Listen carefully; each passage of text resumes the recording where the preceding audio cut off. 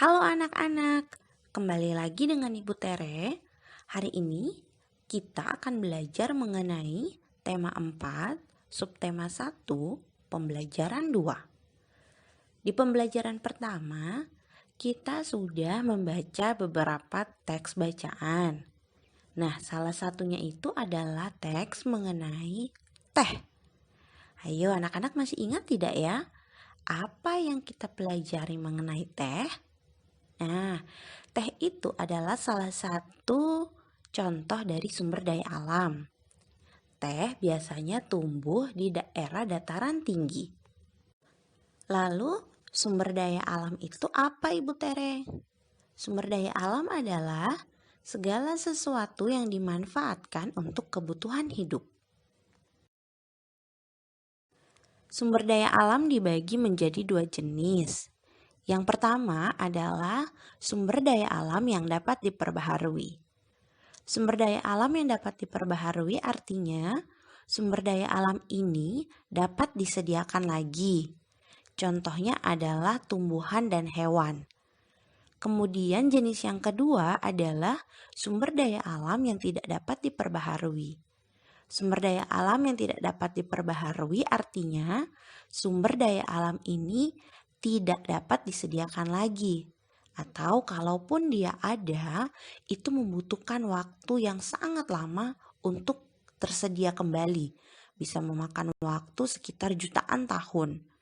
Contohnya adalah minyak bumi dan hasil tambang.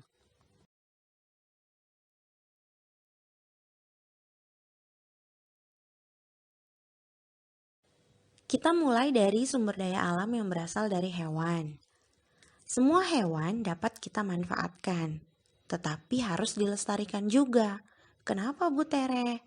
Nah, hewan-hewan yang kita manfaatkan ini, jika tidak kita lestarikan dan hanya dimanfaatkan saja, lama-lama jumlahnya akan habis dan jenisnya bisa punah. Jika hewan ini punah, salah satu jenis hewan saja punah, nah itu dapat berakibat kepada kerusakan lingkungan. Nah, contoh pelestarian hewan yang dapat kita lakukan adalah membuat peternakan atau tempat penangkaran. Kemudian, hasil yang kita dapatkan dari hewan ini banyak sekali ya anak-anak ya. Dapat berupa daging, telur, susu, ataupun kulit. Tidak hanya hasil ini saja, tapi bahan-bahan yang kita dapatkan ini dapat kita olah kembali sehingga dapat digunakan untuk yang pertama, bisa membuat sepatu dari kulit hewan, bisa membuat shuttlecock dari bulu ayam. Kita juga bisa membuat kain sutra dari kepompong ulat sutra. Dan juga banyak barang-barang kerajinan dari kulit dan bulu-bulu hewan. Kira-kira anak-anak tahu nggak ya barang-barang kerajinan apa saja ya yang bisa dihasilkan dari kulit ataupun bulu hewan?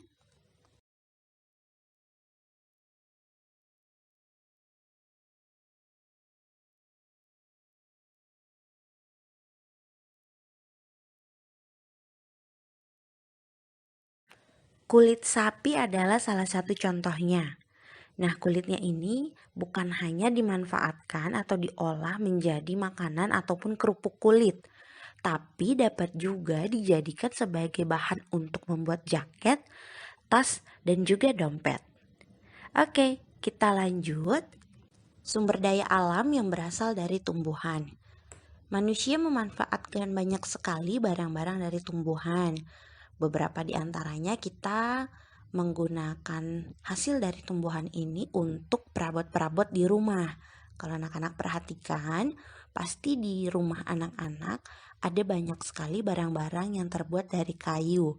Nah, kayu ini merupakan salah satu hasil yang kita manfaatkan dari tumbuhan. Nah, contohnya apa saja, Bu Tere?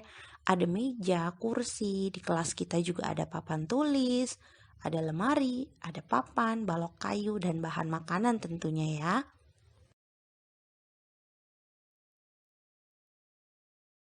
Selanjutnya kita akan mempelajari mengenai sumber daya alam yang berasal dari mineral. Mineral adalah sumber daya alam yang tidak dapat diperbaharui. Artinya, sumber daya alam ini akan dengan cepat habis jika anak-anak tidak menghematnya. Ya, mineral ini contohnya apa saja Bu Tere? Dibagi menjadi dua jenis, yaitu yang pertama adalah batuan. Contohnya ada pasir, tanah liat, dan semen. Yang kedua adalah bahan tambang, seperti emas, besi, batu bara, dan minyak bumi. Hasil olahan sumber daya alam mineral ini berupa kalung, cincin, gelang, sendok, garpu, uang logam, perabotan, dan hiasan rumah. Nah, sumber daya alam mineral ini karena dia termasuk jenis yang tidak dapat diperbaharui, membutuhkan waktu yang sangat lama sekali untuk dapat diproduksi. Oleh karena itu jangan lupa ya anak-anak, kita harus selalu menghemat penggunaannya.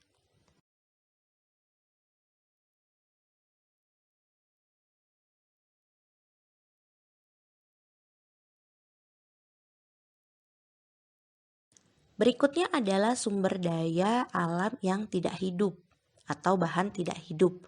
Bahan tidak hidup ini berupa minyak bumi, batu bara, dan mineral atau tanah, batuan, dan barang tambang.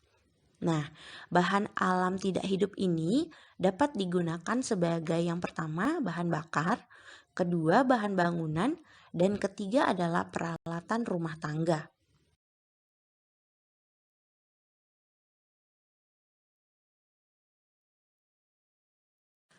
Setelah melihat jenis-jenis sumber daya alam tadi, kita mengerti bahwa alam menyediakan berbagai kebutuhan manusia yang sangat beragam. Nah, agar semua kebutuhan kita ini dapat terpenuhi, kita sebagai manusia harus mengolah hasil alam ini, yaitu dengan melakukan berbagai jenis pekerjaan.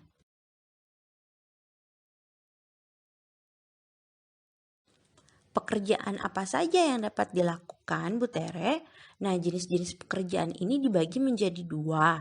Yang pertama adalah pekerjaan yang menghasilkan barang, dan yang kedua adalah pekerjaan yang menghasilkan jasa. Pekerjaan yang menghasilkan barang adalah pekerjaan yang hasil akhir kerjanya berupa barang atau produk. Contohnya petani, perajin, penjahit, dan nelayan. Nah, yang kedua, pekerjaan yang menghasilkan jasa adalah pekerjaan yang hasil kerjaannya tidak berupa barang. Contohnya, guru, polisi, dan tukang becak.